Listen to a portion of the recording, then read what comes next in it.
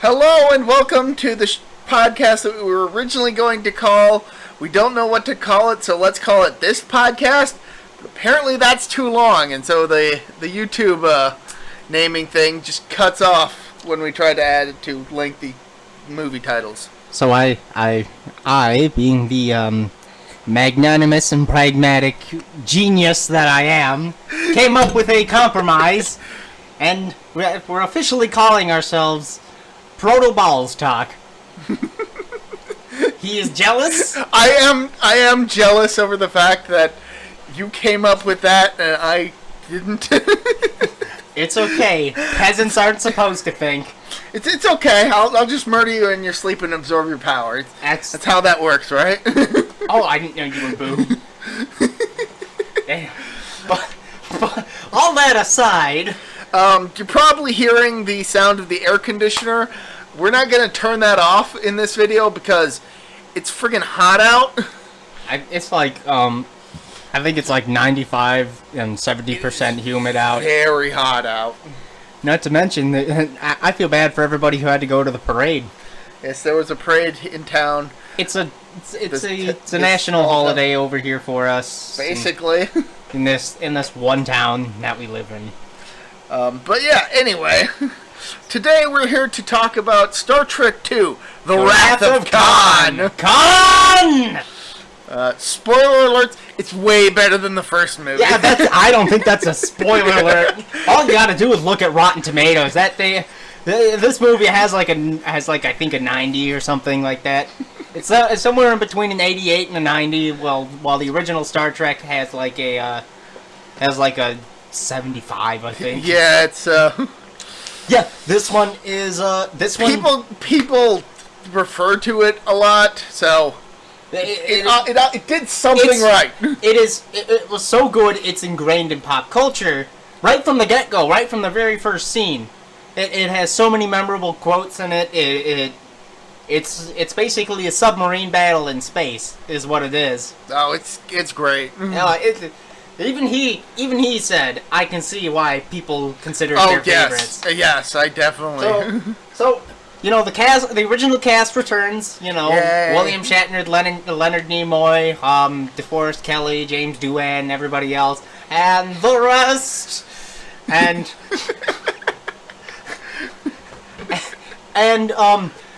so for those of you who haven't. A little backstory. This is a little bit of a spoiler alert. For those of you who haven't seen the original series, this is based off an episode Space Scene in the first season. And I'm actually going to cover this because this is like the only episode of Star Trek that I've actually watched twice. Yes. On two completely separate occasions. Yes. So I'm trying to remember exactly what all happened. So what happens is the Enterprise comes upon a small penal vessel called the SS Botany Bay, which, for those of you who understand history and culture of Australia, the Botany Bay was a penal colony, I think now known as Sydney. So, and I'm now just getting flashbacks to Gundam. Yeah, we anyway, we don't talk about that. Hey, not relevant for this video. That happened before. Okay. This happened before the Enterprise, I think. That was when the Federation was in dark days, man. They couldn't get it together. Anyway, they find this penal vessel. And it sounds so lewd. It's only a prison vessel. A prison vessel. A prison vessel that containing 70 or so prisoners from an ancient war called the Eugenics War. And they don't know that they're prisoners. They think that they're just in cryogenic sleep.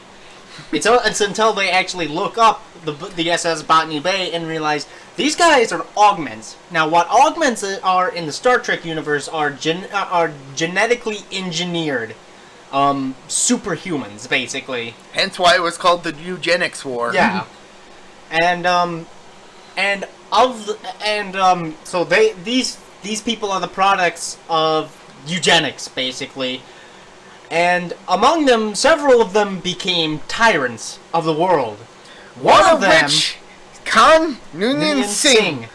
I hope I'm pronouncing that right. Yeah, it's Khan Noonien Singh. Yeah. Okay. Who was an Indian tyrant who controlled, at most, 70% of the world. 70% of the world! As a despot! That is larger than the Roman Empire or the Mongol Empire. Well, that actually might be equivalent to the Mongol Empire if they conglomerated into the Roman Empire. That's a scary... That's the Roman Empire and the Mongolian Empire combined. Combined. Basically what you're saying. That's a scary amount of land, really. But, so the eugenics war were basically to overthrow these tyrants and to imprison them or have them executed to keep them from ever doing harm to the world again. And they got most of them, but they didn't get Khan. He survived. He escaped on the Botany Bay along with 70 other engineered servants, not really servants, equals of his. And the Enterprise finds them 200 years later. They have been in cryogenic sleep for 200 years. And it's at this point that the Enterprise actually starts looking up these guys, and there's a God, I can't really think of her title. I don't recall it either. Yeoman, maybe? Yeah, it's Yeoman. She's one of the Yeomen of the Enterprise, and she's a historical anthropologist. And really. she just falls for Khan. Yeah. She sort of gets entranced by his good look. Now, mind you, Khan is played by Ricardo Montalban. He is a pretty man. He is a gorgeous man. One of the well, back in the 60s, one of the best Hispanic actors of his age, right next to Cesar Romero.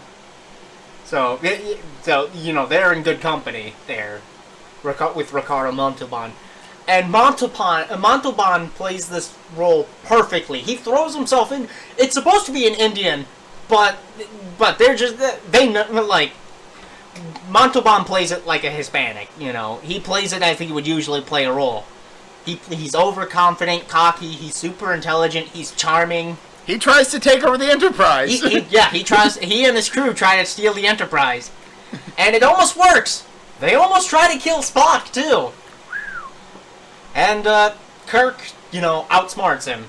Kirk outsmarts and beats Khan, and then they hold a court-martial because the chick that fell in love with Khan tried to help him overthrow the ship. So instead of sending these guys to prison where, they would probably rot for the rest of their days, they basically exile them to a planet along with the traitor. Kirk invokes Paradise Lost. And Khan understands this.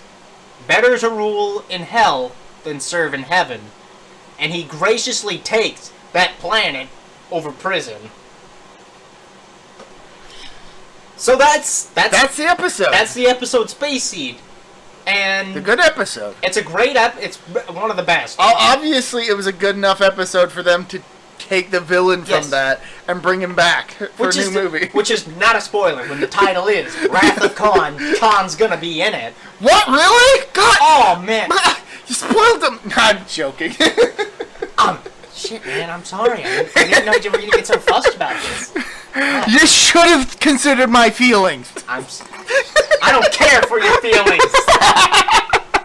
Just like Khan didn't care for Kirk's feelings. So that's the backstory to this movie. And the other piece of backstory involves the motion picture, the movie right before this. So Paramount were not happy with the creative direction of the motion picture. Really? I can't imagine why. Yeah, that's sarcasm, folks. But I mean, it's actually really understandable why they didn't like it. And Gene Roddenberry, who was the executive producer, wanted to do something different for the sequel. He wanted Kirk and Spock to go back in time and accidentally saved John F. Kennedy, or have accidentally caused the JFK assassination. And Paramount were not pleased with this. Gene Roddenberry wasn't moving. He wasn't gonna budge on this. So they kicked him upstairs. They put him into a position where he had no say whatsoever, and they promoted Harv Bennett to executive producer. And Harv Bennett's first move was to, Scrap that plot! Scrap that plot, first and foremost. And his second move was to hire young and upcoming director Nicholas Meyer, who had never watched Star Trek, never was a fan of Star Trek. And he said, make a good Star Trek movie. And Nicholas Meyer had to work through 4 scripts. There were 4 scripts at the ready, but they were not good at all. None of them were good. Only one of them even remotely involved Khan, or even remotely was a sequel to Space Seed. And Nicholas Meyer, being pragmatic that he was, said, I'll rewrite this. I'll rewrite this in 10 weeks. And take no credit for it. And he did it. And what we got was Wrath of Khan. Arguably one of the best Star Trek movies. Arguably one of Period. It is my favorite Star Trek movie of all time. I think it's the best one of all time. People debate whether it's 2, 4, and 6. You know, you're free to feel around that debate. I'm not going to argue against 6. 4, I have my differences with. But let's get right into the movie then. Yes, after 10 minutes, we're finally actually talking about the movie proper. The backstory is really interesting. Yes. This. And kind of important to understand the plot. So don't think of this as a Star Trek original series episode. Think of this as a cinematic Star Trek action motion picture. Yeah, sweet. It's awesome. I mean, granted, I will say that the movie does explain its own backstory. Yes, but we're saving you time. So the movie starts, and it has this amazing theme. It's one of my favorite opening themes of any movie, really. But you get through the credits of everybody who was involved for the most part, and it cuts to arguably the most culturally relevant scene in the movie, the opening scene, the Kobayashi Maru. Yes, as it turns out, we have this new captain, this largely new crew, all going to investigate a distress signal from a vessel called the Kobayashi Maru in the neutral zone. And as we explained in the last episode, the neutral zone is where the Klingon Empire and the Federation do not cross, unless they mean war. So let's talk about this new captain for a second here, Lieutenant Savick. Played by Christy Alley. She does a fantastic job. She's great in this movie, and it's a shame she doesn't reprise her role in the next couple of movies. Spoiler alert: she comes back in the next couple of movies. But so she's a young captain. She's half Vulcan, half Romulan, which is not explained in the movie. It's more I just legitimately thought she was just a Vulcan. Mm-hmm. Just going in and then it's explained in it's explained later. It's explained in supplemental material. Yeah. So not super important. But Kirk's not there. It's the rest of the crew, but Kirk's not there. Kirk is off doing some other business. He's an admiral. He can't be piloting. So they're going to go rescue the Kobayashi Maru. They're going to go rescue this Kobayashi Maru, despite regulations stating that they should never cross the neutral zone. So they go to rescue the crew. And things go tits up. Things go horribly wrong. Tits up. First, communication is lost to the Kobayashi Maru. Then 3, count 'em, 3 Klingon birds of war shows up. And then they can't raise their shields fast enough, and the Klingons attack. Spock is killed. Then Sulu. No! Then Bones. Then everybody else. And then the movie's over. Yeah, that's the movie, folks. End simulation. End of the simulation. That's... Oh, yeah. Oh, you thought this was real? No, it was a simulation. Kirk comes from the smoke screen. He comes through, and first things first, the uniforms. Oh my God, the uniforms. They are so much better than in the first movie. They are so good looking. And they're all one color, too. They're no longer put between... You no longer have yellow shirts, blue shirts, red shirts. You've got all red uniforms with like a little bit of a stripe. Of a striped color on one of the shoulders. On the shoulder. To indicate rank. To indicate position. Position, rank. Well, the way they... So, let's explain the rank, or the positions, the red, blue, and yellow. I'd rather not, just to save time. Well, it's gonna be really quick. Blue is science, yellow is engineering, red is tactical. Okay. Simple enough. There you go. So Kirk comes in, and Saavik is just at a loss for words. She can't believe it. She's wondering where she went wrong in this simulation. And as Kirk explains to her, there is no way to win the simulation. It's about how you handle death and how you handle losing in a no-win scenario. So the Kobayashi Maru is literally a no-win simulation. Which is why it's become synonymous in pop culture for a no-win scenario. When people say this, "Oh shit, this is a Kobayashi Maru," that's what they mean. There's no winning in this scenario. Like, I hadn't even seen the movie, and I knew the story of the Kobayashi Maru. Yeah, it's right away. There we go. The first first thing that's ingrained into pop culture with this movie. That's not the only thing. There's another one later on. Oh yeah. I'm sure a lot of people who are even listening to the podcast already know which one we're talking about. And it is legendary. So yeah, so Saavik understands how we do. She's trying to. She's trying to understand. And Kirk quotes, how we deal with death is just as important as how we deal with life. Which is a great quote, by the way. And this movie is just as philosophical as the motion picture, but it does it from a human perspective. It's more human based instead of what's the next step in evolution or some bullshit like that. I feel I should mention at this point that nobody actually died. No. All the characters that we said got killed off, they get right back up. They're right back up. Because it's a simulation. They're not actually dead. And as it turns out, this group of cadets, with Saavik as the head cadet, are actually Spock's students. Yep. Spock is actually a captain. No longer whatever rank he was before. Science officer? He was a lieutenant science officer, I think. Mm-hmm. Lieutenant Spock. He's now Captain Spock. So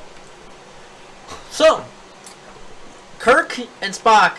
Well, no. First off, right before that, Bones, Sulu, Uhura, and Kirk have a little to-do. They joke around for a bit, and we get replayed footage of the transition from wherever that little transportation vessel was to the Enterprise in dock that is reused from the first movie, and it is done so much better. It is, but that's not yet in the movie. Oh. That's a little bit of ways. Give it a second. Give it a second. I know you jumped the shark there. A little bit, yeah. No. Jump the gun, not the shark. Jump the gun, jump the shark. That's okay. This movie does it from time to time too. But jumping the gun, jumping the shark are two different things. Shut two completely Don't different make me say it on the podcast. This movie didn't jump the shark because that would mean that it was a bad thing. Shut your whore mouth. And now we've been introduced to what will probably at some point become a recurring gag. Whenever I say something that he has no way to counter, that's what he says. It's a running gag. You'll hear it quite a bit if we ever disagree on things like this. Probably. So Bones says, "Why don't we just put an experienced crew back on the ship?" And Kirk, being a smartass, says, "Galloping around the cosmos is a game for the young, Doctor." And Uhura's just like, "What's that supposed to mean?" What? They're offended by that. Because they're on the Enterprise. So Kirk and Spock finally get a chance to meet up. Turns out it's Kirk's birthday! Hooray! Congratulations, dude. Happy birthday. And Spock gives him a book. A Tale of Two Cities by Charles Dickens. It was antique. Yes. It was the best of times, it was the worst of times. And what I actually like is that at various points throughout the movie, you can actually see Kirk reading this book. Yeah, and even quotes it at the end of the movie. Kirk...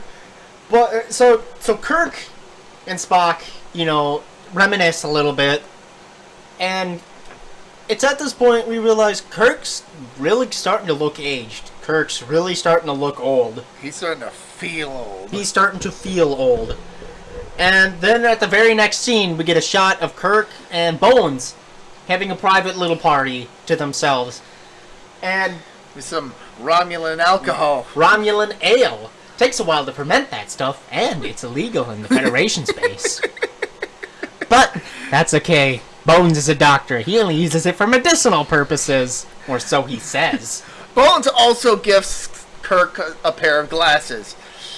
And it's a nice little comedic scene, because he's like, well, usually I prescribe Retinax, which is like LASIK surgery. And Kirk's like, I'm allergic to Retinax. Well, here you go. It's like, yeah, I know. Here. I know. Here you go. Take it. And Kirk does wear it at various points throughout the movie. He wears it throughout. Not throughout the entirety of the movie, but we do definitely see scenes of him wearing it. And Kirk, Bones basically says to Kirk, that, what the hell are you doing? Why don't you just try and get back your command? You're getting old. You're hiding behind rules and regulations, and you get back your command before you start turning into the antique collection that you have around your house. Isn't there like an Apple in his? Yes. Yeah. There's an Apple. There's a Commodore computer. Oh. At the time around the early '80s, William Shatner was the spokesperson for Commodore. So that's a fun fact for you. I'm only familiar with the Commodore 64 personally. Yeah, it was the computer before the Commodore 64. Never even played it. I've played some games from it, but that's neither here nor there. So, boy, oh boy. So that's what happens, and Kirk is kind of dumbfounded by this, and it brings up a good point. Kirk is not getting any younger, and this being an admiral is not for him. Sitting behind a desk isn't for him. What Kirk really wants is to be able to go out into space and explore and do things. But he can't. Because he's stuck at a desk job because of his position. He's old. He's old, is what he is. So then we get to the next scene. The training cruise. The scene that you were just mouthing, praising. Yes, they reused footage of the first movie that, in the context of the first movie, it was It was Scotty and Kirk on a transport vessel going from like the space station to a dock that the Enterprise was being repaired on. Mind you, because the teleporter wasn't working, this time it's not really explained why they do it. They just do it. They just do it because. In the context of this, they're just it's just Kirk and some of the other old Enterprise crew on a transport vessel heading to the Enterprise. On space dock, yeah. Which is in space dock. And we get some nice, good interspersed scenes of the characters on the transport talking to each other. Yeah. Which is something we could have desperately used in the first movie. Again, this is reusing footage from the first movie, but doing it good. So it's not like a continuous 5-minute shot that looks beautiful, but is tedious. Yes. Now we actually get some development with the characters. Before that, though, all that's good stuff too. So as they're going onto the ship, we get another scene. Commander Chekhov is not with the Enterprise anymore. He is with the USS Reliant, a science vessel under the command of Captain Terrell. And they are exploring barren planets. Aboard another ship called the Resolute. Yes. I got confused between those two names because they have such similar names. Yeah. Grammatically. Yeah. Like, I know they're two different words that mean two different things, but they both have R words. They're both R words, and I got confused over the course of the movie. Yeah, it's aboard the Reliant. It's not a Constellation class like the Enterprise. It's actually a Miranda class. Here's a Star Trek nerd throwing out gross terminology like that. I know, right? What am I gonna do with him? In other words, it's a different design. It's a different design from the Enterprise. It's a completely different looking ship. They were gonna do it 2 Enterprise looking ships, but that would have been even more confusing than having similar names. Yeah, exactly. So they're looking for barren planets, and they look like they have one. There's just one little problem. SETI Alpha 6. SETI Alpha 6. There's just one little problem. They're reading life signs. But Chekhov thinks it might be a particle of preanimate matter caught in the Matrix. Whatever that means. I assume it means that it's like a potential life seed. Yeah. A potential life seed that could, at some future point, sprout life on the planet, which could totally interfere with the experiments that they're going to go. And they're wondering if maybe they can find this material and maybe transplant it on another planet. So they're planning on contacting Dr. Marcus and, transplanting it. Commander Chekhov's just like, you know what she's gonna say, right? And Dr. Marcus, Carol Marcus, is just completely baffled by this. Like, transplant it? What? Oh, maybe, but I mean, you guys gotta make sure. Why don't you guys go down and take a look at things? Now, at this point, we aren't really told why they need to go. No. Make clear, figure this stuff out. We're not privy to this classified information just yet. Yeah, we're not really sure why they need to find a big, completely barren planet, but we just know they need to find one, and they need one immediately. Otherwise, the show's off. Yeah, whatever that show is. So, also we get introduced to Carol's son, David Marcus, and David says something interesting. Remember that overgrown Boy Scout you used to date? And Carol Marcus, quips that if anything, Captain James Kirk was not a Boy Scout. So at this point, we kind of get the first hint of who David actually is. In case it's not clear, it's Kirk's son. It's Kirk's son. Yeah, like... That was another thing I knew about this movie going in, was that it had Kirk's son in it. Mm-hmm. So, Chekhov and Terrell go down to the planet, and it's completely barren. It's like a complete... It seems completely barren, but they find... something. Some sort of... It's like a storage shed, basically. It's like a storage area from a ship. They go in to investigate. And they find a bunch of chests, Paradise Lost, a belt that says Botany Bay. And Chekhov's like, Botany Bay? Oh, he remembers the shit. He's out of here.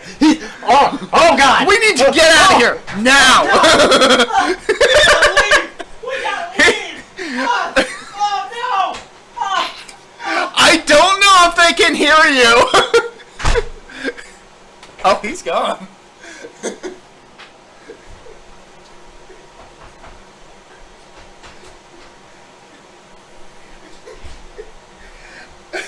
I didn't know you were going to actually use that door. I probably should have warned you that you can only open it from the inside. I locked myself out. He locked himself out mid-podcast. In a state of panic. Because Chekhov knew, and I knew. We gotta get out of here. Unfortunately, it's too late. They are immediately captured by some apparent natives of the planet. Natives. And they're wondering who the hell the leader is, and the leader slowly unmasks himself. He takes off a glove, takes off the breathing tube, breathing apparatus, takes off his scarf. Khan! Takes off his hat. Khan! And Khan doesn't recognize Terrell. Which makes sense. Terrell wasn't introduced in anything prior to this. Terrell, he doesn't know Terrell. And Khan is still played by Ricardo Montalban. And let's just get it out of the way. Those abs are real. Those are real. They look fake, but they're real.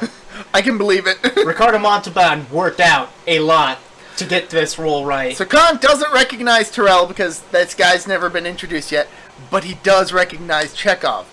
Even though Chekhov wasn't in season 1 of Star Trek. He wasn't in the episode that Khan was introduced in. Which is why we thought of the headcanon, and it's a general headcanon here. Yeah, this is actually like an anecdote that what's the actor's name?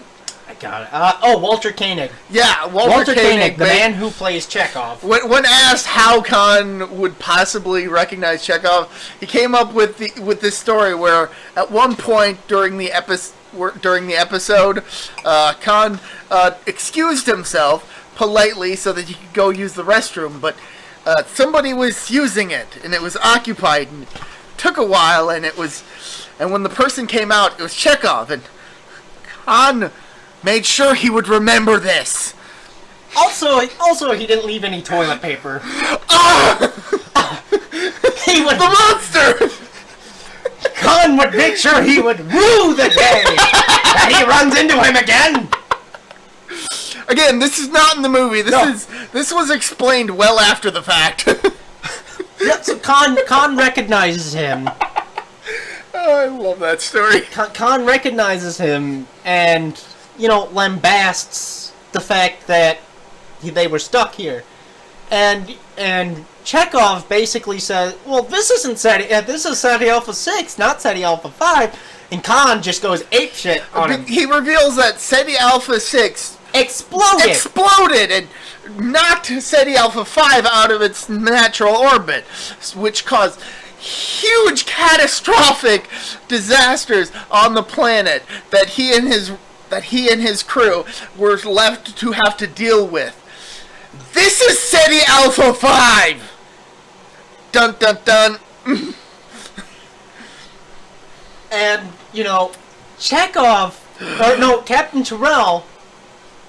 Captain Terrell says, well, I don't even know Admiral Kirk. And Chekhov's like, Admiral.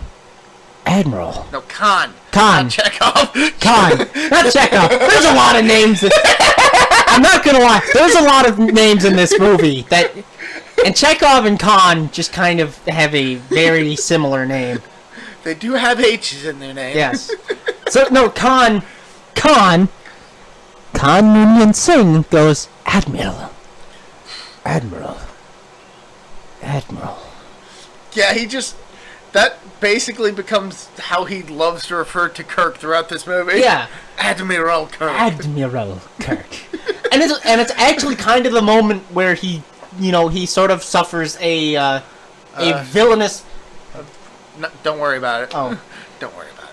It's kind of the moment where he kind of suffers a villainous blue screen of death, as it were, because he's like, wait, I've been stuck here for 15 years, and this guy got promoted to admiral without even checking up on us. The gall! He kind of actually goes mad at this point with fury. And he explains that to amuse your captain, how the Enterprise picked up the Botany Bay Lost in Space from the year 1996. Basically, at this point, where Khan is recapping the events of his episode. But he tells it from his perspective. Oh, yes. And Chekhov is right there to correct him. He's like, You liar! Captain Kirk was your gracious host, and you tried to repay his hospitality by stealing his ship and murdering him. At this point, it clicks in Khan's head. No, you weren't supposed to find me. You thought this was SETI Alpha 6. Why? Oh. It's at this point Chekhov and Terrell realize they've completely messed up. Yeah. And the Reliant can't get in contact with him either. So they're kind of cut off from their own ship too. It's at this point, and Khan, since Chekhov's not talking... Oh, he decides to introduce them to some of the last remaining life forms that were native to SETI Alpha 5. The SETI Alpha worm. And that thing is gnarly, folks. Is an underground dwelling creature that, its growth cycle is absolutely horrific, and yes, I'm not even going to go into details. Suffice to say that if one were to get into you, you would be very easily open to suggestion. Okay, so they put two babies into their helmets and put them back on Terrell and Koenig and Chekhov. Not quite domesticated. It's an absolutely horrific scene. What? Okay, this is equal to the transporter scene from the motion picture. That one's actually a bit more horrific than motion picture scene, just because of wait, hold on, what? You actually see what's going on. This one's more visceral though. And Chekhov and Terrell screaming. In agony. Absolute agony. And Khan's Chekhov's just like, Khan, please listen to me. You don't have to do this. And of course, Khan, being the bastard that he is like, do it. Do your thing, worms. Crawl into their ears. And that's where we'll leave off on this planet. So now we go back to the Enterprise. And we get an introduction of all the recruits and all the crew, and Scotty's there, and Spock's there, and Savik's there. Scotty's son's there? His nephew. Oh. I thought it was his son. It was his nephew. Yeah.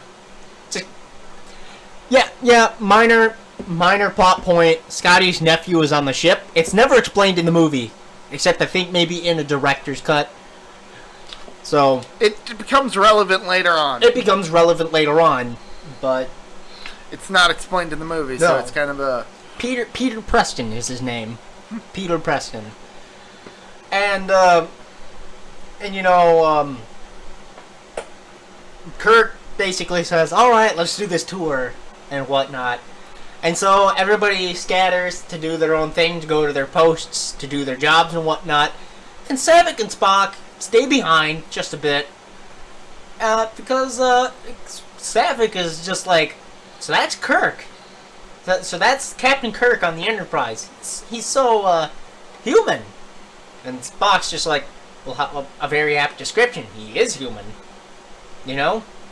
All in Vulcan, by the way. Yeah. It's a nice. If you actually look very closely, they're actually speaking in English, but it's voiced over. That only if you're looking very carefully. I didn't notice it. So I was too busy reading the subtitles. So they go to subs versus dubs. Anyway. Shut your mouth. Shut your mouth. Oh my god, I can't believe you sometimes. Anyway. So Kirk and Bones go to tour the engine room, and Kirk, being the conniving little rascal that he is, basically says, "Scotty, are your recruits perhaps ready for a little training cruise?" and Scotty's just like, "Well, give the word, Captain." And Bones is like, Admiral, what about the tour? Oh, because Kirk doesn't actually want to do this. No, Kirk doesn't want to do the tour. He just wants to get to the cruise. So Bones is like, well, Admiral, what about the tour? And Kirk's just like, later. He just wants to see the Enterprise move. So they all go to the bridge. They're all ready to go. The stations are manned. Everybody's ready. And Spock's in the captain's chair. And he has a little idea of his. And it's such a brilliant little comedic scene. Spock gives Savick command. Yeah. For departing the ship. And that's what the comm means. The comm chair, the command chair. Ah. That's a little line that shows up later. It's actually not important. I was confused because they kept saying you've got the comm. You've got the comm, which means you've got the command chair. And I was confused because they were spelling it CONN. Yeah. And they were pronouncing it CONN, and I couldn't connect anything to CONN. Yeah, it just means you got to see it. Right, I figured that. It's just like, what does CON stand for? Well, it stands for CON! Spoilers! I thought we spoiled that at the beginning of the movie. We kind of did. So Spock gives Savick the con. Should we just pronounce it that every time they say it, or every time con is mentioned? Yes, we should. Okay. Con! We're 41 minutes in and we're not even halfway done with the movie. Oh my god. This is going to be a great podcast, folks. So it's going to be a long one, folks. It's going to be a long one.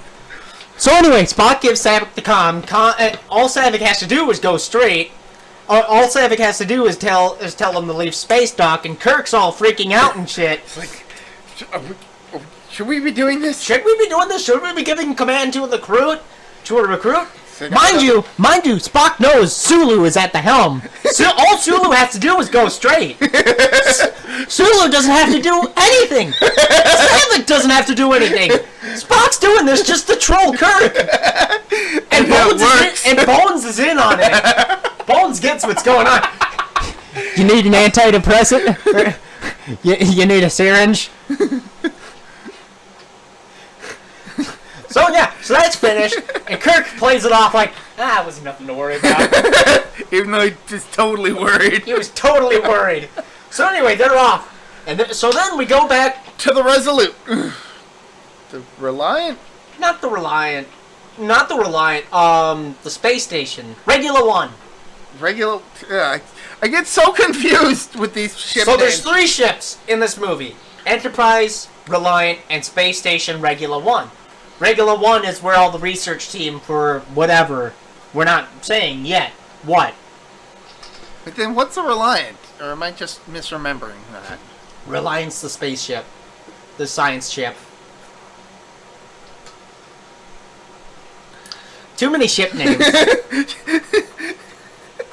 Oh, if you could see the look on my face. Yeah. He looked like a deer in the headlights. I'm so lost.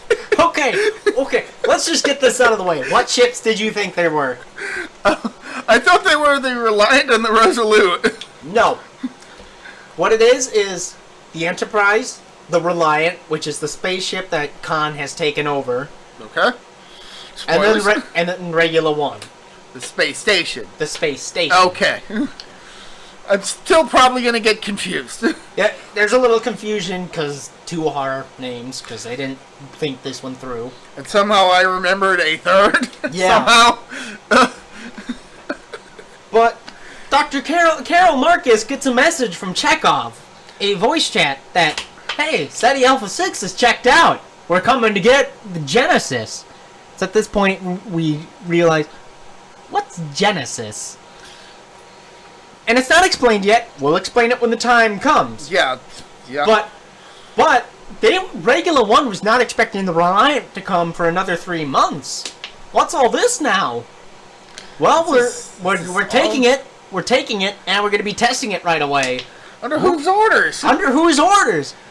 Captain Admiral James T. Kirk. Of course. David gets pissed. David's pissed. David doesn't like Admiral Kirk because he's part of the military sect of the Federation, and he hates the military. Which is a fair point. Which is a fair point. He says, we scientists have always been pawns for the military.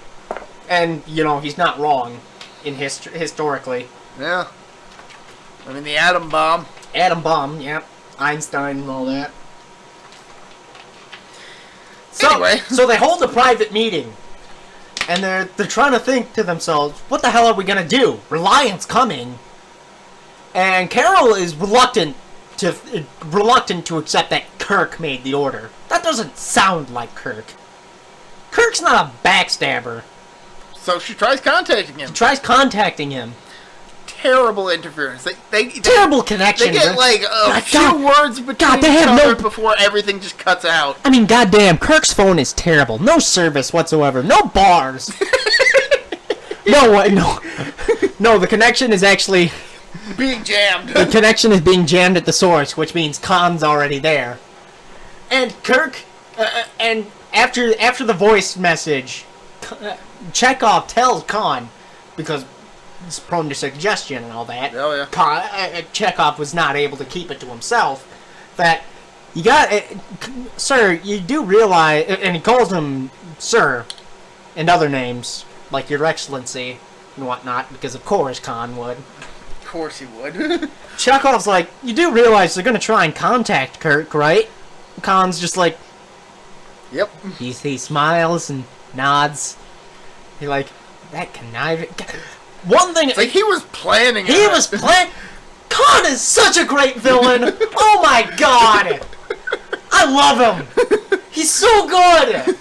I could talk 20 minutes about him. We did talk 20 minutes about him. That's how good of a villain he is. He takes up 20 minutes of a podcast. He's the most memorable villain in Star Trek history, really. Yeah. But so Kirk contacts Starfleet, and they're the only people in the sector. So they're the ones who are going to have to investigate. And so Kirk privately talks with Spock. And Kirk basically says, well, it's just a lot of jammed interference, might not be anything important. Could be something small. I don't want to take control of this. And Spock calls him out. It's like, bullshit, you totally want to take control. Spock is like, Admiral Jim. I'm a Vulcan. I don't have an ego. You're just afraid of what may happen if you mess up. It's okay, we remember what happened last time. Spock doesn't say that, but just... We do. But we did. We remember last time. I remember. Spock... Not even 5 minutes in, and already he's killed 2 people. So Spock invokes this lovely little phrase that comes through most of the movie. The needs of the many outweigh the needs of the few, or the one. And it's such a nice it's such a nice phrase, too. And Kirk is just he can't argue that logic. And Spock says, Jim, you have and always shall be my friend. Take charge. I'll happily sit back for you this time.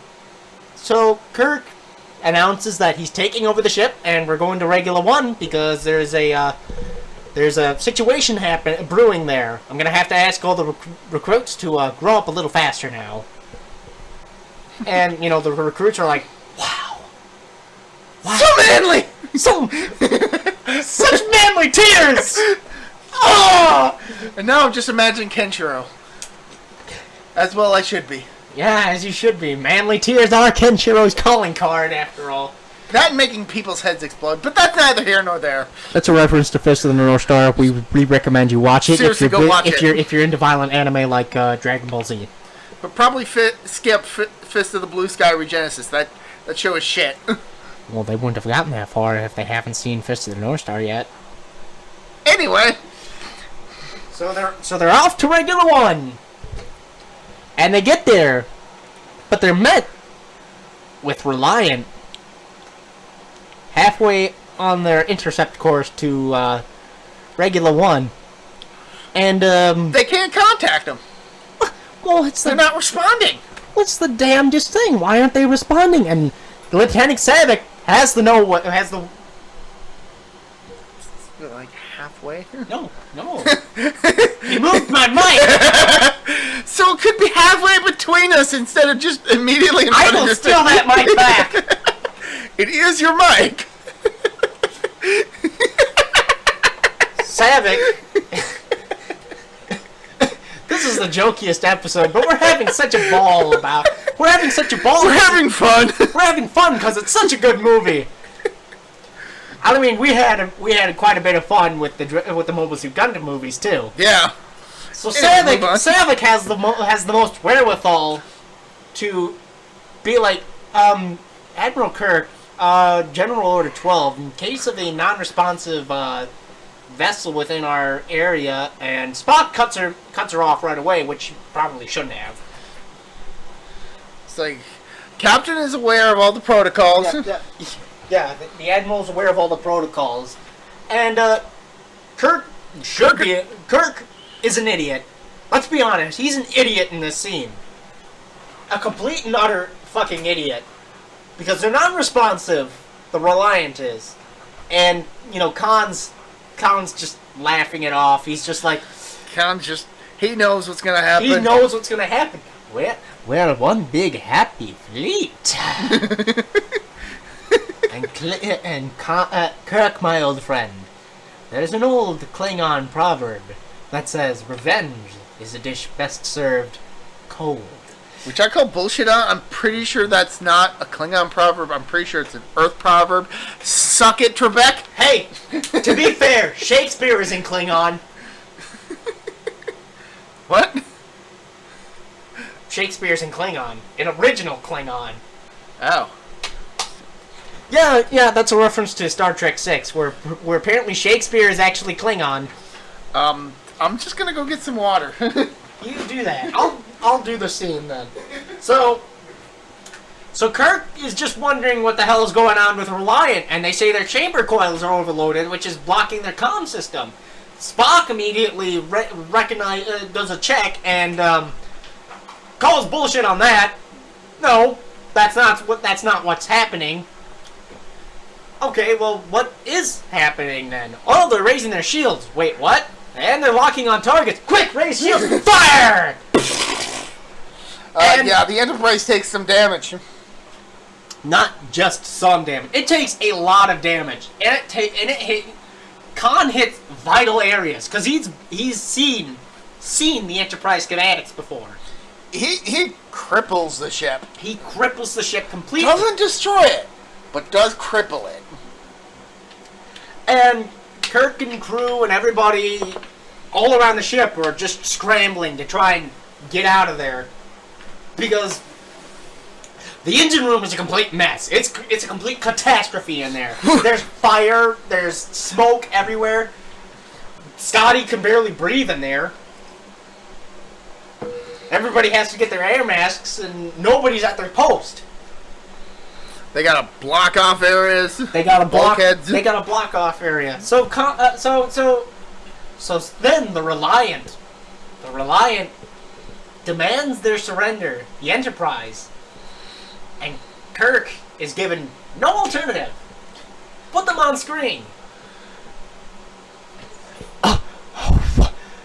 Khan, you still remember, old friend? And Kirk can't understand this. It's a man he hasn't seen in 15 years. He still recognizes him. And it's like, why are you here? You know why I'm here, Kirk. I'm pretty sure that's obvious why I'm here. When I come back around, I'm going to kill you. And Kirk's just like, well, if it's me you want... I'll gladly give myself up. Just leave everybody else out of this. And Khan, being the smartass that he is, he's like, oh yeah, sure, that's a fine proposition, but I'll accept that if you also give me Genesis, all data and info concerning Genesis. So I think now is a good time to explain Genesis. We left out intentionally a scene that explains what Genesis is. Basically, Genesis is a device that creates planets. Gives life to planets. It doesn't create planets. It takes planets that are dead and breathes life into them. Now, currently, this stage of the Genesis project hasn't yet been tested. Yeah, it's only on stage 2, and Kirk, Spock, and Stage 2, it should be mentioned, is an underground test. Yes, Kirk, Spock, and McCoy, Bones, all sort of get into a philosophical debate.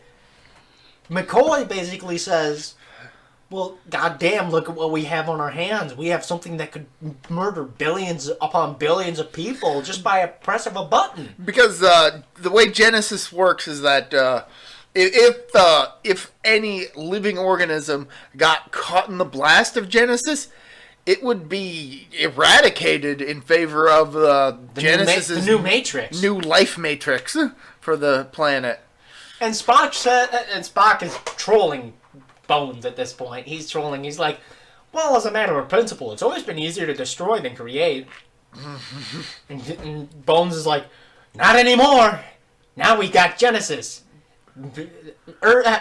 Creation myth says it took 6 days to create the Earth. Now watch out. We'll do it in 6 minutes. and Spock's just like, calm down, man. Calm down. It's like, dude, really? Dude, just settle down. Dude, really settle down. And Bones is like, God, no, I'm not gonna calm down. This is actually serious. You inhuman, green-blooded, and then we get the Reliant scene. It cuts that off right to Reliant. So that's what Reliant is. Khan is basically bargaining the Enterprise for Kirk and Genesis. Data for Genesis so that he could use friggin' Genesis. So Kirk is just like, what's Genesis? And Khan's just like, don't give me that bullshit. I fucking know you already know. Come on, dude. I'm not dumb. Dude, I'm Khan. I know. Kirk's just like, well, it was worth a try. Don't insult my intelligence, Kirk. So Khan gives them 1 minute, and in that 1 minute, Kirk comes up with a plan. It's a very risky plan, and it might not work, but it's a plan nonetheless. Quick, what are the console key codes to Reliant? Quick, you nod like I'm giving orders. You look it up. Okay, enter them into the ship's console. Basically, he uses the Enterprise to remotely shut off the Reliance ship. Reliance shields.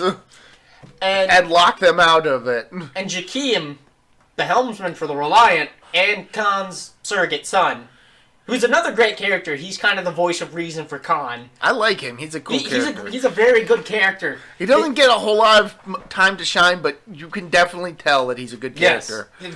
There are some key moments later in the movie where it shows that Khan has a lot of respect and a lot of love for him.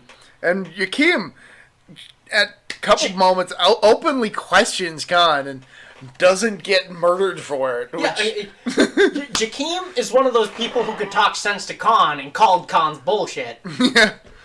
And Khan knows this, and that's why he loves him, because he's one of the only people that he trusts. He trusts his word, at least, after how many people tried to murder him in the comics. So they remotely hack Reliant, turn off the shields, and they use what power they have left to fire at Reliant. Which also cripples the Reliant. The Reliant can't shoot. And Khan is like, fire! fire! And Jakim's like, we can't. They crippled the warp drive and the photon torpedoes. And Khan's like, damn! So, yeah, now we got both ships just kind of moving in the orbit of this planet. And in the Star Trek verse, this is called the Battle of the Mutara Nebula. The Mutara Nebula will come up a little bit later. Yes. But it is arguably one of the best space battles. 1-to-1 space battles. It is very well done. It's not like one of those flashy multi-ship battles from like Star Wars or something. What? It's not like the Mobile Suit Gundam battles. This one's a lot more tactical. Oh, This one's instead of swarm as many people as you can and fight, this one's more, crap, we have limited resources, we don't have enough power, we have limited movement, we need to make our shots count, and we need to be as tactical as possible. It's one big game of warship. So, they're both crippled in orbit, still able to move, but but the Enterprise doesn't have enough power to escape. Yeah. And the Reliant is definitely not going to let them escape. Not with Khan's dead body. Not over his dead body. No. So Kirk decides, okay, we need to investigate the Regular One. Yeah, we need to figure out what the hell happened there. So Remembered which ship it was. yes, very good. There you go. He's learning, folks.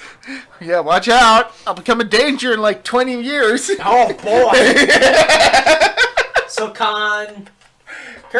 Kirk, Bones, And Saavik, does something very clever. she invokes a fake regulation. Yeah. So beforehand, after Kirk got caught and managed to outwit Khan and get the Reliant off their back, Kirk tells Saavik, keep quoting regulations because he knows he fucked up. And then we also get another scene right before they go to Regular One, and it's one of the recruits, and it's a heart-wrenching scene when you know the backstory too. I mean, without it, it's still a hard scene to watch, but you don't have as much of a connection to this character. So, Enterprise has a couple of casualties. Not necessarily dead, but a lot of injured. Lots of people injured. The med bay is full of injured recruits. But one of the recruits who doesn't make it is Peter Preston, Scotty's nephew. And I'll give it to James Doohan. His acting in this scene is tremendous. He is absolutely devastated. He is inconsolable, nearly. He's just like, he stayed at his post when the trainees ran, and Bones can't help but, also, like, feel really bad about this. Bones is almost on the verge of tears on this one, and he's seen a lot of people die, but not like this. Somebody so young and so innocent, somebody who had no reason to die whatsoever. Kirk can be arguable that he deserves to die in some way, shape, or form for what he did to Khan, not ever bothering to check up on them. That's debatable. I mean, to be a bit fair, it's not like Kirk knew that SETI Alpha 6 would explode. That was a freak accident that no one could have predicted. That was a freak accident. But in Khan's case, he is right. Kirk never bothered to check up on them. That is true. That was an utterly shitty thing to do, and that's one thing that Khan has. He has a bit of a relatable. He has an understandable reason why he's going for Kirk, because Kirk never bothered to check up on them, to offer aid to them, to help them rebuild their society or anything like that. They didn't even know that they were in trouble. Exactly, and that's the reason his wife died. Yes, that was revealed. Also, it's also revealed earlier on that she died of those same... Yes, the those SETI same worm worms. things. The SETI Alpha worms. SETI Alpha eels. That's what they're called. Okay. So, they decide... So Saavik makes up a fake regulation, and Kirk calls bullshit on it. He's just like, I like your chutzpah, just come along. Yeah. I like that you're... Yeah, I'm such a bad influence. Kirk realizes he's such a bad influence in that scene.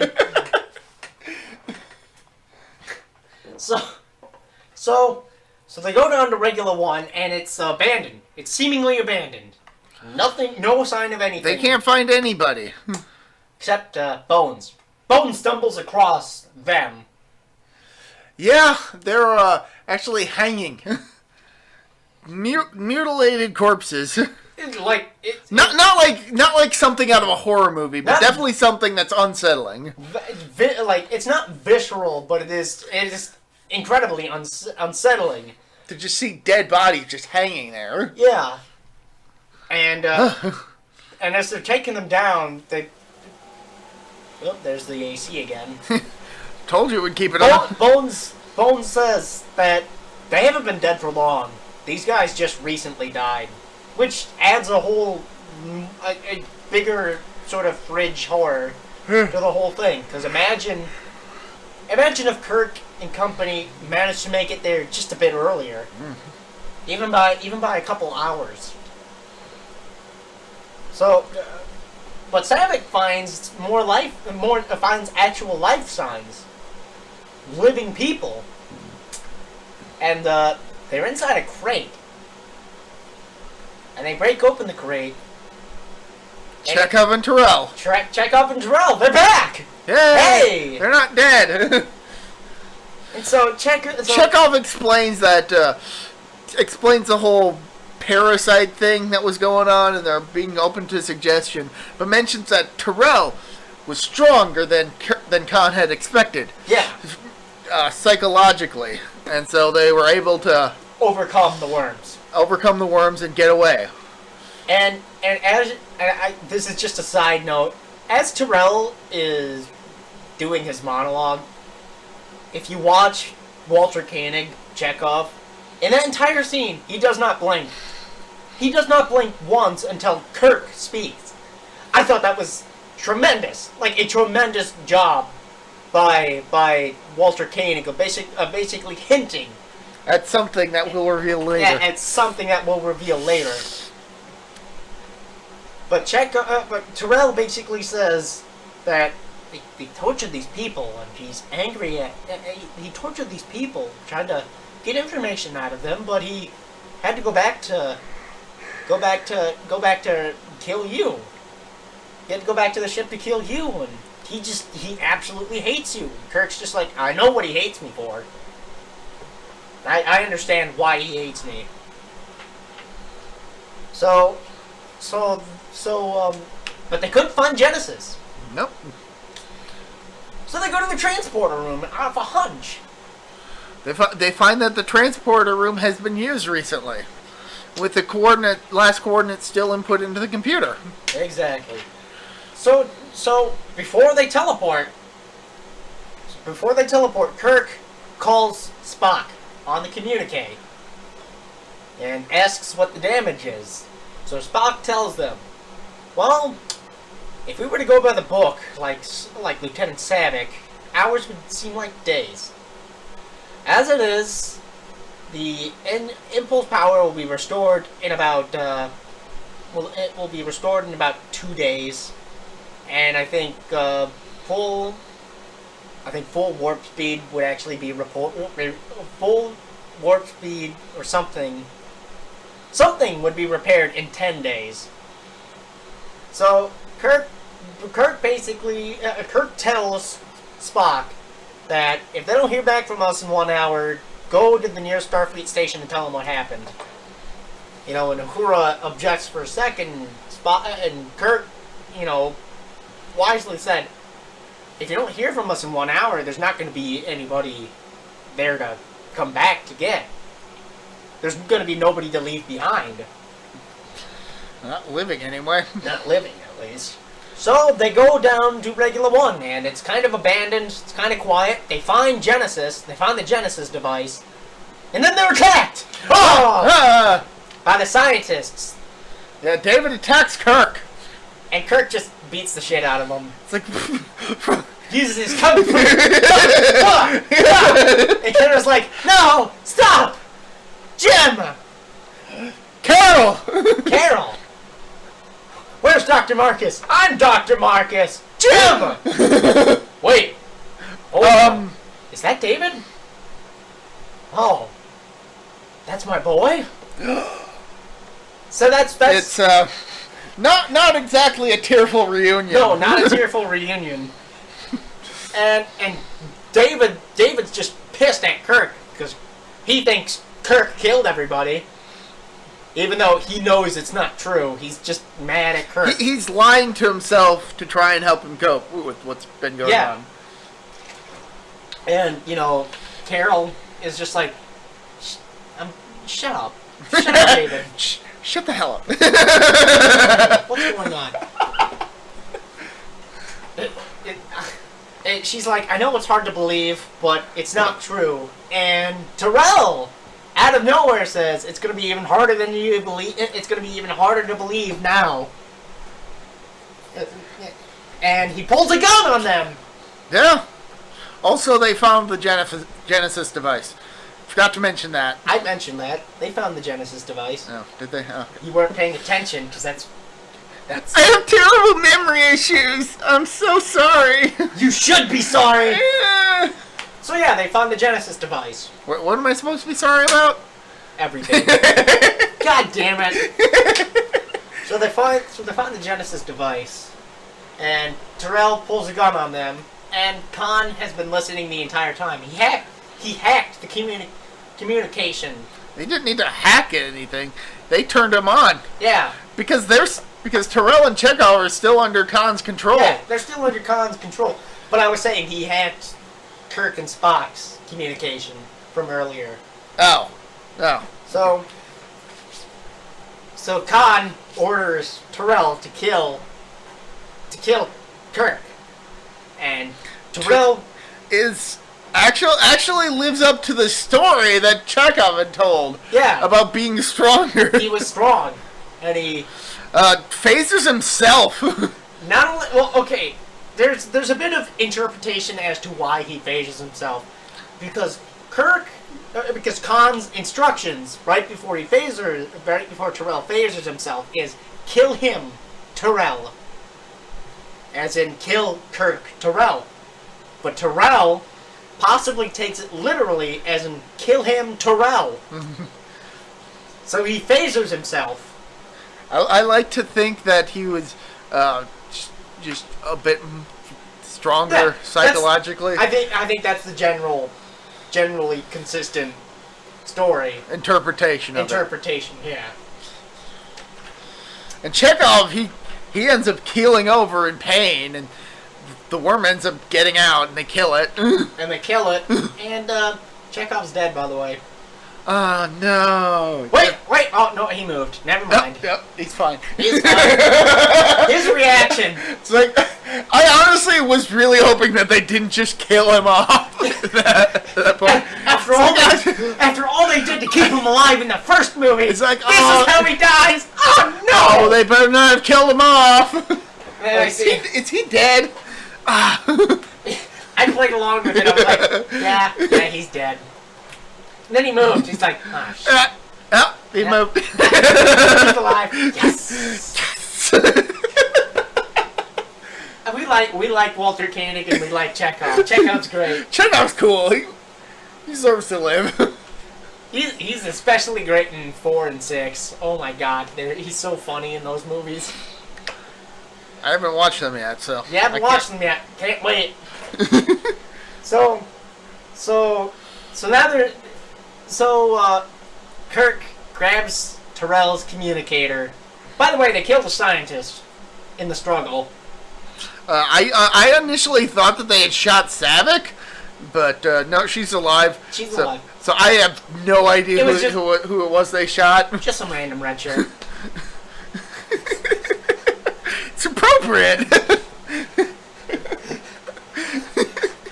So Kirk grabs Terrell's communicator and gloats. He gloats to Khan. Ha! You're a piss poor marksman, dude. And Khan's just like, I don't need to try even. And steals Genesis. Teleports the Genesis device out of wherever they are. And Kirk's just like, oh no. Oh shit. No. No. Khan, you still have to kill me. You were going to kill me. And Khan has one of the greatest monologues of any villain. No, I've done far worse than kill you. I've hurt you, and I wish to go on hurting you. I'm going to leave you as you left me, marooned in the center of a dead planet, buried alive. Buried alive. Khan? Damn it, I was gonna do it. I wanted to do it. You got to do the second one, because he does it twice. Khan! Yeah, Kirk goes apeshit. Kirk screams so loud it's heard out in space, in the middle of tunnel bullshit. Unicron's flying by, it's like, what the fuck was that? You Omicron? Unicon? Is that what he said? Yes. I better go investigate it. I better go. It's funny because there's a Transformers Star Trek crossover comic. Oh my god! I have no idea if Unicron shows up in it. Oh my god! Make it stop! It was only like 5 issues, so it's already done. Is everything canon with each other? Technically, everything's canon from a certain point of view. For the record, I haven't actually read the comic yet, so I don't know what's what. So they're all buried alive. Khan's won. Khan has actually beaten Kirk. So, they're buried alive, and they're wondering what the hell they're supposed to do. And they ask, who's Khan? And It's a long story. Kirk waves it off. It's a long story. And David's just like, well, we appear to have plenty of time. Carol's like, David, you go take these two to the Genesis cave. You just go take them and get them what we consider food. Well, Kirk first asks, is there any food to eat? And Bones is just like, that's so typical of you. We're buried alive for the rest of our lives, and you're hungry.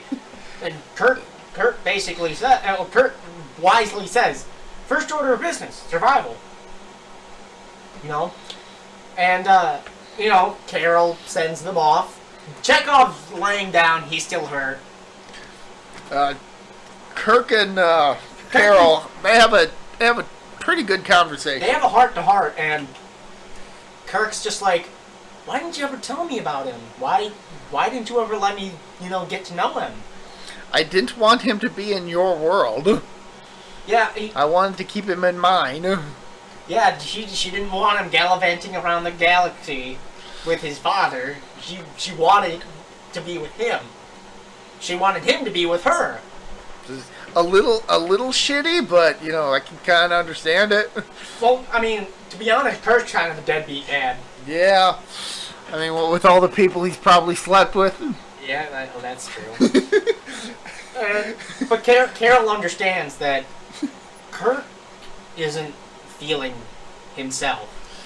He's feeling old. And Kirk and she even asked him, "What are you feeling right now?" And he's like, he basically rattles off all the shit that's been going on in this movie, and basically admits, "I feel old." I feel old, worn, tired out. So, and this is the biggest thing in the movie. It's Kirk with how he's dealing with age and how he deals with getting old. How he deals with life. How he deals with life. That'll be important later. Yeah. Put a pin in that. Yeah. Put $1 in the jar. We'll have to dig it out later. That doesn't make any sense. Shut up. That analogy doesn't make any sense. Shut up. Okay. We're gonna have to break it open because we're gonna have to go to the bank and we're gonna have to deposit some funeral money.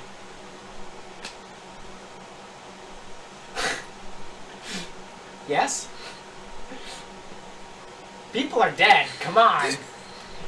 You told me to shut up. Oh. Yeah, that was a good. That's a good awkward silence. But I mean, there's that awkward silence actually works really well in the movie. There's a lot of silent movements in the movie. Not tedious moments, not quiet moments, silent moments. Silent moments. Moments of reflection. Not moments where nothing's happening and all we're getting is beautiful visuals. We get moments to reflect. Yeah, like the scene with Kirk and Dr. McCoy in Kirk's apartment. It's a nice quiet scene. It's a quiet scene. You got a clock going off in the background. You got a fireplace going off, and it's just them talking. There's very little music in that scene, and it's great. It's excellent. But we're pushing the time limit, so we gotta get moving along. We have a time limit? Well, I consider 2 hours kind of a time limit there, bud. But we're kind of pushing it. So let's get it moving along here. So Carol just says, here's something that'll keep your mind off of things. Come follow me, and shows Kirk the Genesis cave. It is a beautiful, verdant landscape underground. It looks like Eden. It is an Eden. Yeah. Hence why it's called Genesis. Yeah. Ha! Fair enough. That's also why Paradise Lost is in this movie. There's a lot of biblical references in this movie, to be honest. Yep. And none of it really has any religious connotations either. It's just sort of, yeah, it's referenced, but, you know. It's not like that's the theme of this movie. No, Bibles. Religion is not the theme of this movie. That's another movie. Moving on. And it's a beautiful cave. So they're sitting there, they're eating, and Saavik asks Kirk the ultimate question. Earlier in the movie, Kirk and Saavik had a little scene together where it's Saavik, subtly flirting with Kirk. And Kirk not wanting to jump on that for once in his goddamn life. Yeah, Kirk's kind of oblivious to it, actually. Kirk doesn't realize what's happening.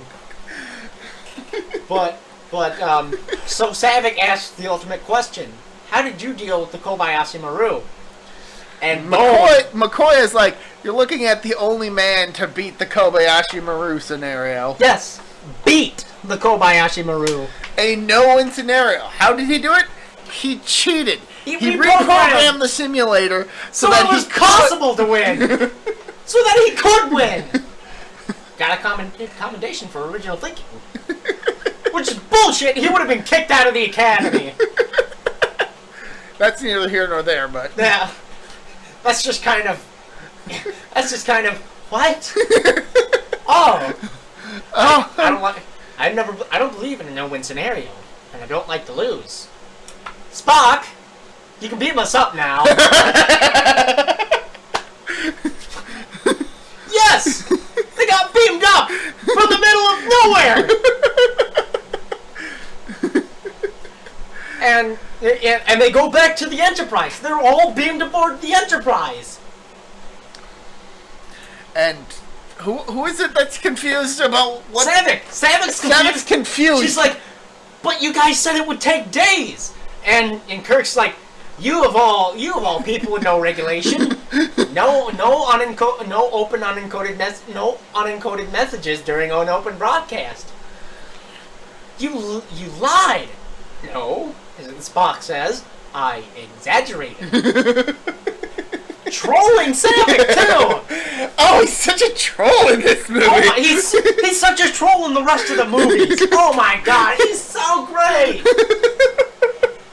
So yeah, so they're back on the ship, and Khan couldn't locate the Enterprise. The Enterprise seemingly disappeared out of nowhere, out of thin air, and he's all sort of just disappointed. He's kicking rocks somewhere in the ship. He's, oh man, I was really looking forward to killing the Enterprise. I just wanted to get revenge for no real good reason. So now Enterprise is contemplating its next move. It's still crippled, but it's still crippled. It's in a better shape than it was before. It not only is it in a better shape, but the Rhine can still outpace them and outgun them. So it's going to catch up at some point. So Kirk and everybody else come up with a plan. The Enterprise crew come up with a plan. Oh my God, mumble mouth.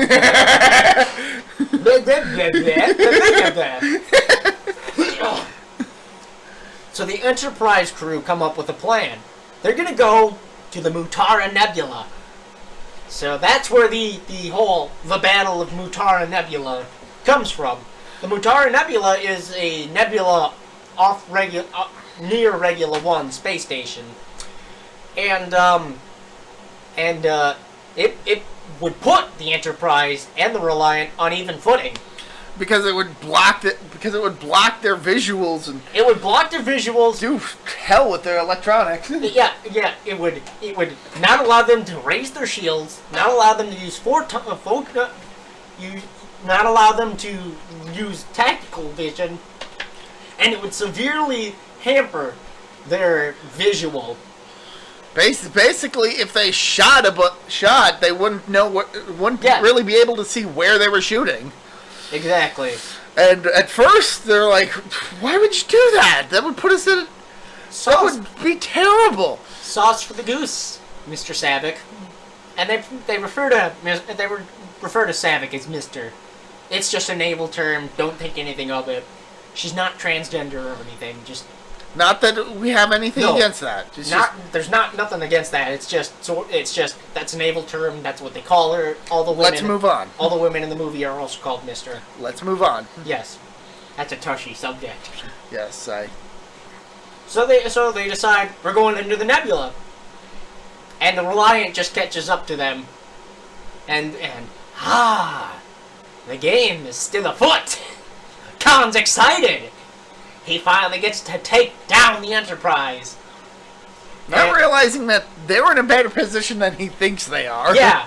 They're in a very good position. Khan doesn't know that Kirk's back yet. Khan doesn't know that Kirk's back. That's a major plot point. And so they start following the Enterprise. And Jakeem basically says, "It's like, we really shouldn't. This is a terrible idea." And Khan's just like, make sure that they realize that we don't want to go in there. And they start shooting at the Enterprise, and the Enterprise doesn't let up. And so Khan's just like, go in there, and Jakeem's like, no, dude, no, I'm not going in there. And Khan's just like, you dare question me? And Jakeem's like, yeah, I am. He's like, you might be right. Okay, we'll not do anything. That's when Kirk is a smartass and such a troll.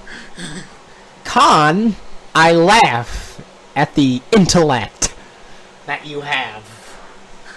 And this sets Khan off completely. He's just like, no! God damn it! Don't see my head! No! You do it, damn you! Pushes Jakeem away. Goes full impulse power. And this is where we get the best scene in the movie. This is one of the best scenes in the movie. Both ships are unable to do anything. It is a literal submarine battle in space. They are completely blind to each other's position. But Khan gets the first shot in, manages to damage the Enterprise just a little bit, and their warp drives are damaged pretty badly. So badly that Scotty passes out from radiation poisoning. He doesn't die. He just doesn't pass die. it up. He passes out from exposure. I think McCoy's down there with him, and so he sees that and realizes the situation, gets Scotty to safety. Yes. So, good. And but Spock realizes, Khan's intelligent, but he's not experienced. He's thinking two-dimensionally, not three-dimensionally. So he realizes that Khan is thinking of this as a naval battle in the traditional sense, out on the sea, instead of a space battle in space. In space. So Kirk orders the Enterprise to lower elevation, to lower itself to a lower what's the word? Position. To a lower position, a lower z-axis. Yes. And Khan's completely lost him, and he's just like, what the hell? Where the hell is he? Where the hell is he? Enterprise comes up from behind. Oh, it's such a brilliant scene too. It is amazing. Here comes the Reliant, and from behind you just see the Enterprise rise. And it's like, oh!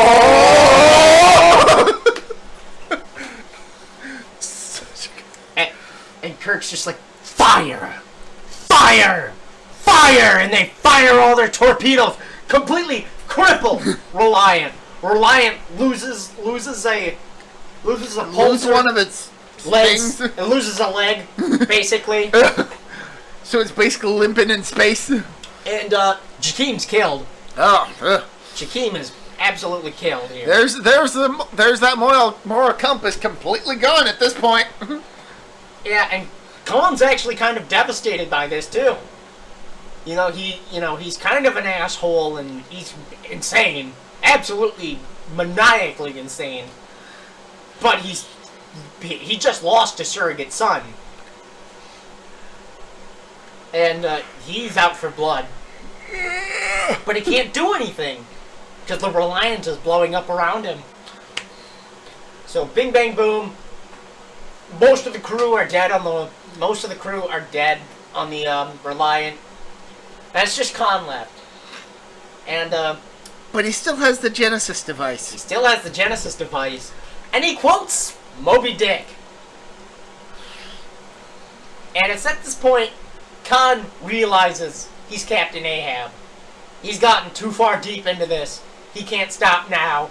He has to go for the killing blow. So he activates Genesis device. He activates the Genesis device. Yes. I've been talking for so long that I'm starting to get mobile mouth again. He Gets so excited he can't talk. I'm so excited because I love this movie. It's genuinely in my top 10 favorite movies of all time. Genuinely. But he activates the Genesis device. And a countdown starts. And Spock's like, that's weird. That's something I've never seen before. And David had just gone up to the ship, gone up to the bridge before. Like, I have seen that before. That's a Genesis. We need to get out of here. And so Kirk's just like, Scotty, we need warp speed. We need to get the hell out of here. Now. We need warp speed in 3 minutes or we're all gonna die. And Scotty's not answering. So he orders Sulu, full impulse power, let's try to get out of here as fast as we can. I don't think we're gonna beat this thing. I don't know what's going on with Scotty. Spock realizes that something's wrong. So he abandons his post like the coward that he totally isn't. Yeah. What a coward. What a bitch. He goes down to engineering. He goes down to the engineering bay and it's chaos once again. And he goes to the warp drive area.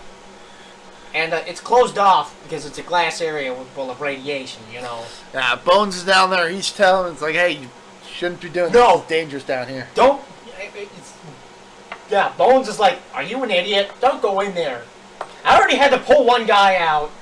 I'm not pulling you out. And Spock's just like, well, I suppose you're right. Knockout. Use the Vulcan nerve pinch or whatever it's called. Yeah, the Vulcan nerve pinch. Knocks out McCoy, and does a mind meld. We're just calling it out as it is. It becomes relevant. Does a mind meld on Bones. So, remember, okay. Not really sure what he should remember, but whatever. Takes a couple of people's gloves, starts wearing them. Goes into the warp drive area full of radiation, and Scotty has just woken up at this point. And Scotty's just like, what are you doing? Scotty's just like, oh my god! Oh Jesus Christ! Oh no! And Spock gets to work at repairing the warp drive. And we get one final shot of Khan, who's, by the way, injured to all shit. Oh, he looks absolutely He's horrid. crippled. He's got one hand completely crippled. And he says, "No, you can't get away. From hell's heart, I stab at thee. For hate's sake, I spit thy last breath at thee." And he dies. We don't actually see him die, but he pretty much collapses dead right there. And Spock gets the warp drives working. Spock. And they manage to get away. Go, safety. Go, Sulu, go! Yay! And they made it out of there. Beautiful explosion behind them. Explosion of life. Yep, it's a great scene. By the way, we forgot to mention, it's one of the first uses of computer CG in cinema. Yeah, when they watch the simulation of what the Genesis device can do to a planet. It's one of the first. It happens a lot earlier in the movie. Which was made by LucasArts. I do not know if that information is true, so I'm going to believe that it is. Yeah. Lights and Magic. Lights and Magic. ILM. Yeah, ILM. Industrial Light and Magic. Yes. Moving on. Which is just a fun fact. It's sort of Star Trek and Star Wars sort of working together on something, which weird. is really interesting. This movie is such a rabbit hole. It really is. So Kirk is all happy. He's, ecstatic. We won. Yes. And then Bones calls him. Kirk. Jim. You should probably come down here. You better hurry. Yeah, you better get down here real quick. And Kirk is just like, wait, what's going on? And he turns over and finds Spock missing, and he's like, wait, oh no. Oh no. Oh no. Goes down to the engine room. And, you know all that radiation that Spock took when he was repairing the warp drive? Yeah! That kind of messed him up real bad. Yeah. Checking his phone mid-podcast. Yeah. I'm sorry, it was sort of a lull in the moment. I thought you were going to start talking, but explaining more. But, yeah. Spock is blind now. Spock is blind, and Kirk's just like, Spock! No! And Spock, he's still alive, struggles to get up, straightens his shirt, because, he's a Vulcan. He wants to face death with dignity. And he goes over to Kirk and says, ship out of danger? Yeah. Well, the needs of the many outweighed the needs of the few, or the one. And, I never took the Kobayashi Maru test, but, I like to consider this one a test of it. What do you think of my solution? And Kirk's just like, shut up, Spock. Please don't do this right now. Not now. And Spock puts his hand up. Live long and prosper. Jim, you have and always will be my friend. And dies right then and there. He collapses to the ground and just goes limp. And I give a lot of credit. To William Shatner's acting in this. It is like bona fide one of the best tearjerkers of any. It is a sad scene. People forget. Shatner may be over the top at times, maybe a bit campy, but he is a serious actor. He's done serious acting before. And he kills it. They both kill it in this scene. He absolutely destroys it, because Kirk is just absolutely... He's devastated, even worse than Scotty was. You thought Scotty was on the verge of tears. Kirk is just dead inside. Completely dead inside. And they hold the funeral for... Shooting Spock out into space. Which is why we needed to break that jar and get the funeral money ready. That's a brick joke, folks. That's why you were saying that. Yeah. We need to break out the piggy bank and pay for the funeral, folks. But, so Kirk has a nice little monologue. And he says, of all the souls I have encountered in my travels, his was the most human. And Saavik, of all people, you know, a Vulcan, you know, half Romulan too, but, you know, mostly Vulcan, she's crying. She's also crying. Because that was her mentor. That was somebody that meant a lot to her. Dying. And the whole... we also got to mention Scotty playing the bagpipes. Mwah. Mwah.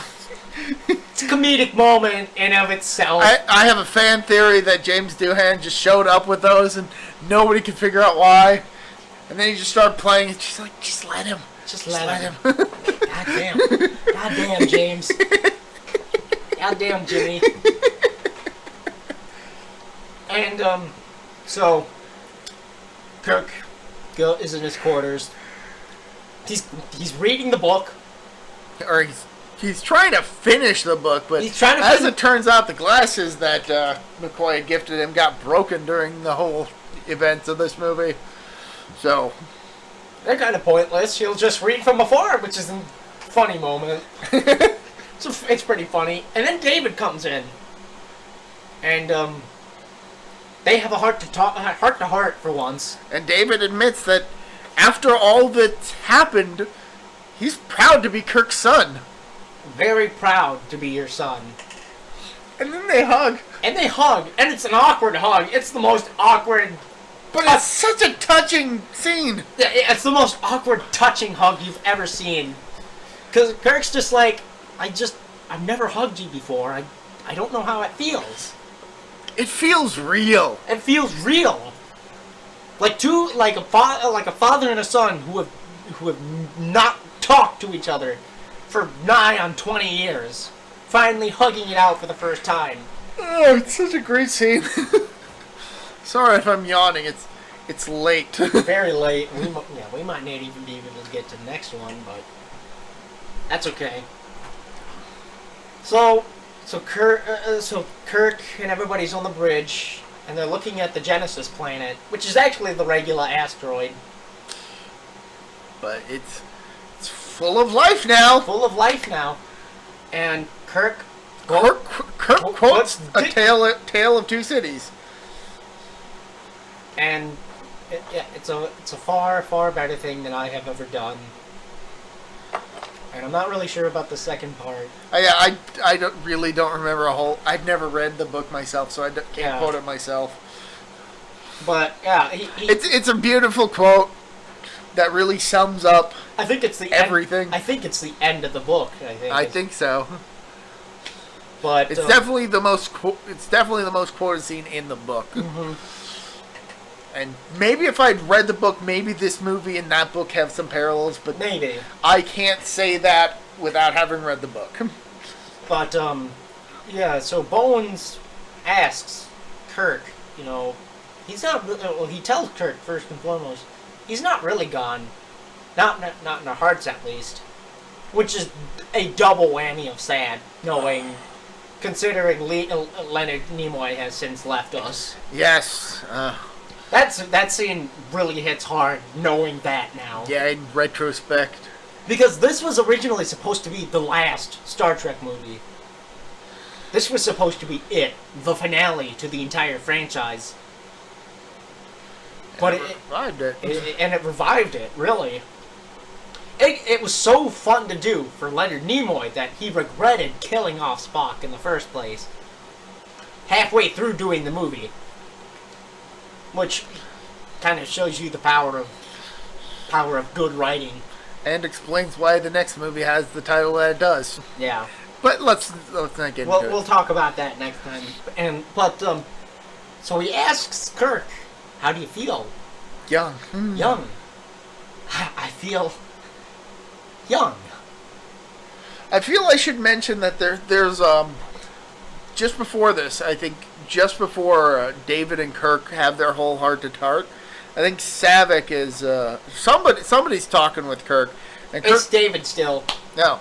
David tells him that, you were right when you told Saavik how we deal with life is just as important as how we deal with death. And Kirk basically admits that he never dealt with death.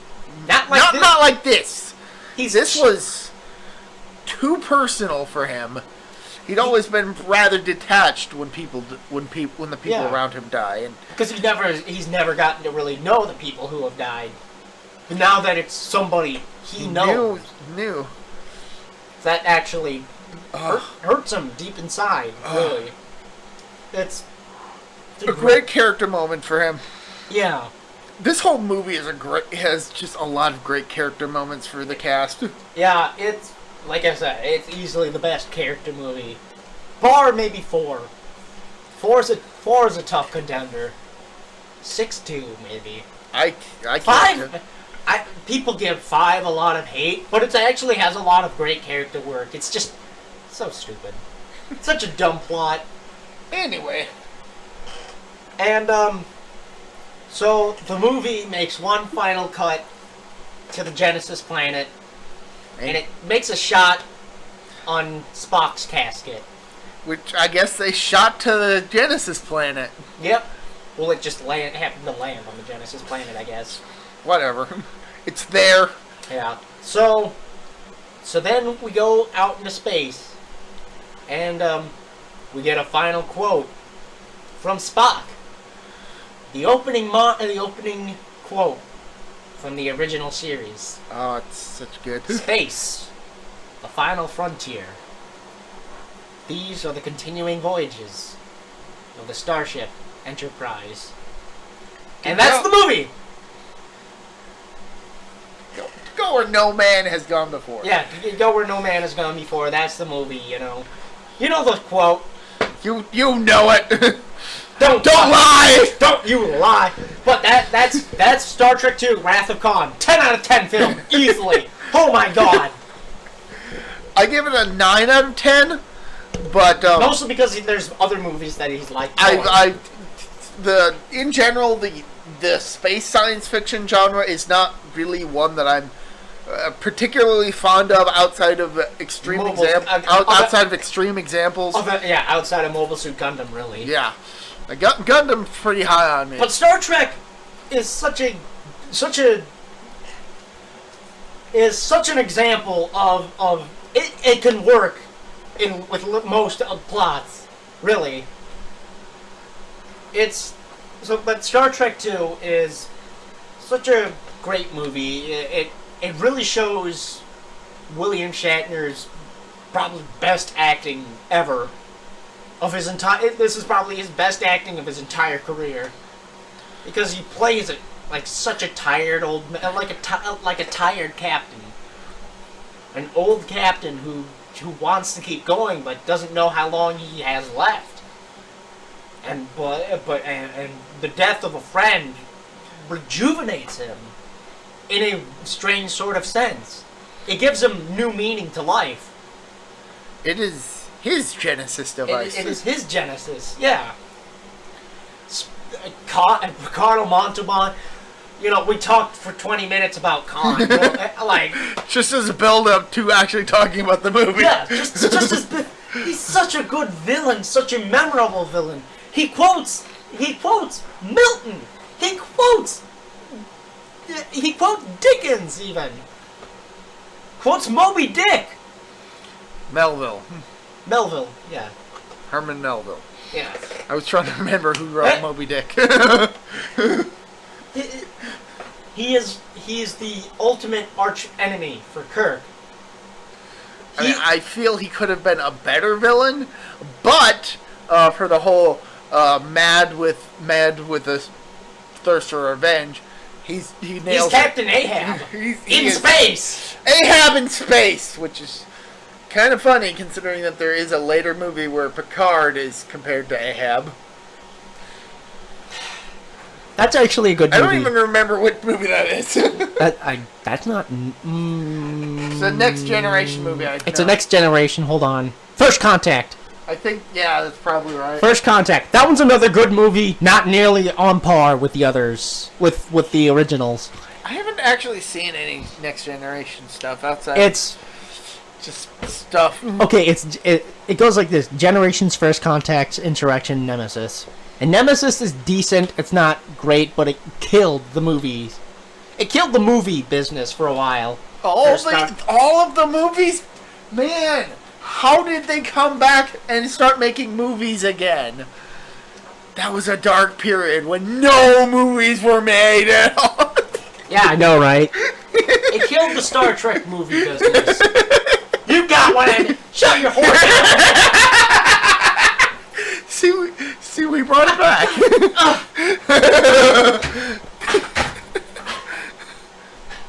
No, I'm back. Hold on. No. But yeah, no, it's a the characters are all memorable, really. Jakeem, for as small as a role as he got, he's pretty memorable. Oh yeah, he's a great character. Merritt Butrick, David. He's also great in this role. It's just a shame that unfortunately a couple of years later he I think it was 1988 he passed away from AIDS at such a young age. So really just kind of a bad loss. Really, he was a very good actor. And he was great in this movie. Like, hate to bring it into a downer, but I mean, we already had Spock dying. It can't get much worse. Yeah, the movie itself ended on a downer, with a bit of a high note, though. It ended on a downer with a beautiful note. With a positive outlook. Yeah. So, let's end this video with a positive outlook. Next episode, we're talking about Mobile Suit Zeta Gundam. Hey. The movies. Yeah. Wait. Oh, shit! I thought we were talking about the series! Oh God! Oh, God! See you next time on ProtoBalls Talks. Yeah, have a good one. Talk. ProtoBalls Talks is what. Yes. Have a good one. That's what we're calling it now. See ya.